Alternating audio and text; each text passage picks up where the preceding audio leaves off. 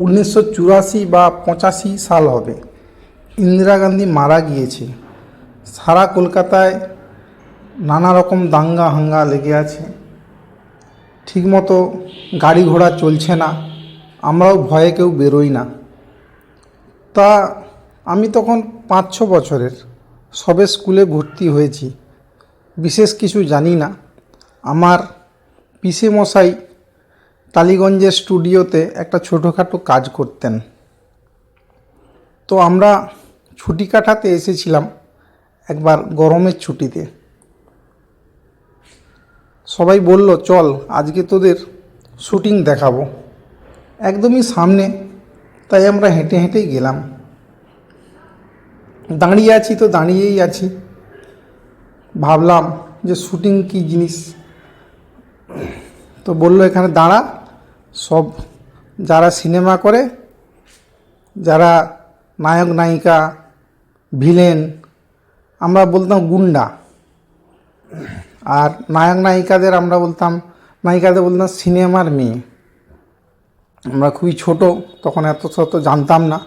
অনেকক্ষণ দাঁড়িয়ে আছি, দেখলাম একদম অপরূপ সুন্দরী একটি মেয়ে, এই কত 18-19 বছর হবে, আমাদের সামনে রিক্সা থেকে নামলো। তখন অটো রিক্সা বা এত গাড়ি, এত বাস ছিল না রাস্তায়। ওই হাতে টানা রিক্সা থেকে এক অপরূপা সুন্দরী মহিলা নামলেন, ব্লু কালারের শাড়ি পরা, আর ঠিক কিছুটা এই রকম, এই ছবি দেখুন।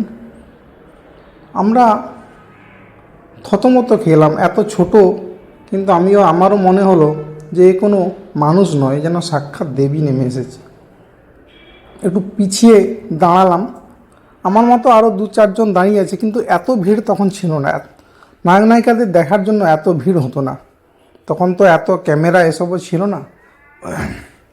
যাই হোক, সে নেমে 1 টাকা দিল রিক্সাওয়ালাকে, রিক্সাওয়ালা নমস্কার করে চলে গেল। তো সবাই বলল, পিসামশাই বলল, এ আজকে শুটিং করবে, এর নাম দেবশ্রী রায়।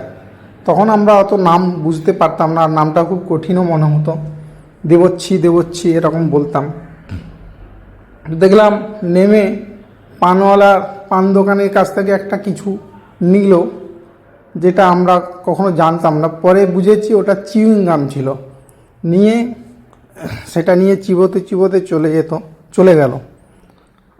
তখন চিউইংগাম জিনিসটা এত কিন্তু পাওয়া যেত না, শুধু ওখানেই পাওয়া যেত। দেখলাম একটা চিউইংগাম নিল, কোনো পয়সা দিল না, হয়তো মাসের শেষে দেবে, কিছু একটা ব্যাপার আছে।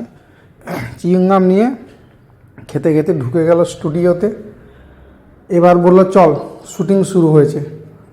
গেলাম, দেখলাম সেই লাফিয়ে লাফিয়ে হাঁটা প্রসেনজিৎ, আমরা প্রসেনজিৎকে প্রসেনজিৎ বলতাম, আর এই দেবশ্রী রায়।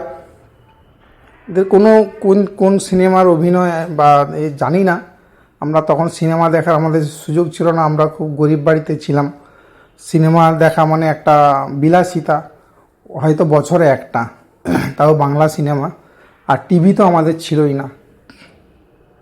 যাই হোক, দেখলাম সেই শাড়িটা পরেই শুটিং করছে, আজ কোনো নতুন মেকআপও নেই।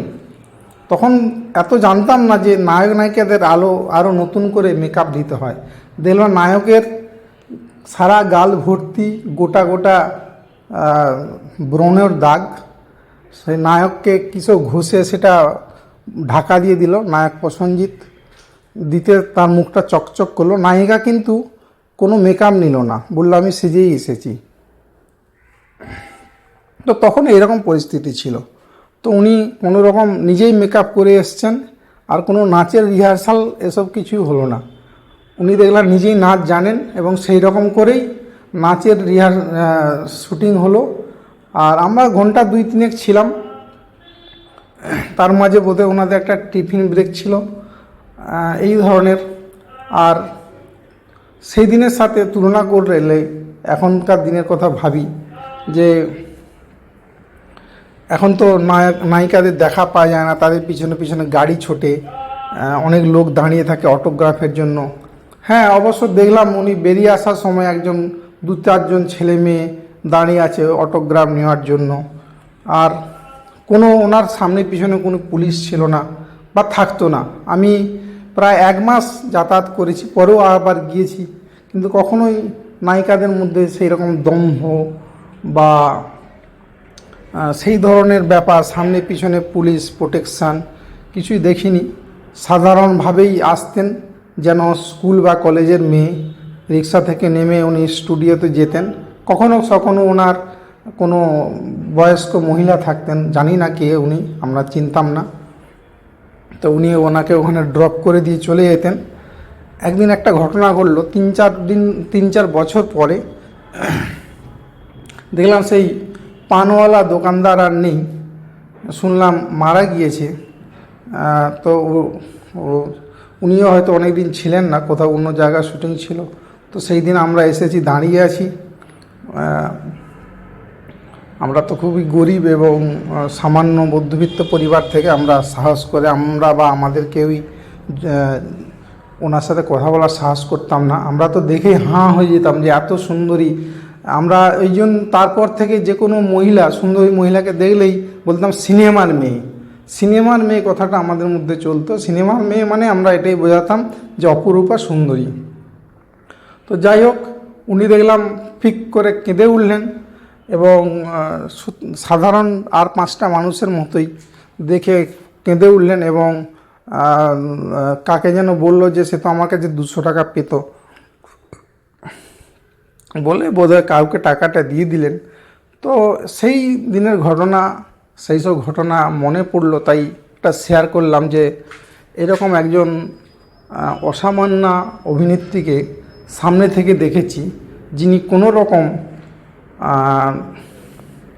অতিরিক্ত প্রসাধন বা সিকিউরিটি বা রিহার্সাল এসব ছাড়াই একদম সোজাসুজি অভিনয় করতেন এবং এত ভালো ভালো অভিনয় করতেন, যেটা পরবর্তী জীবনে আমরা বড় হয়ে বুঝতে পেরেছি।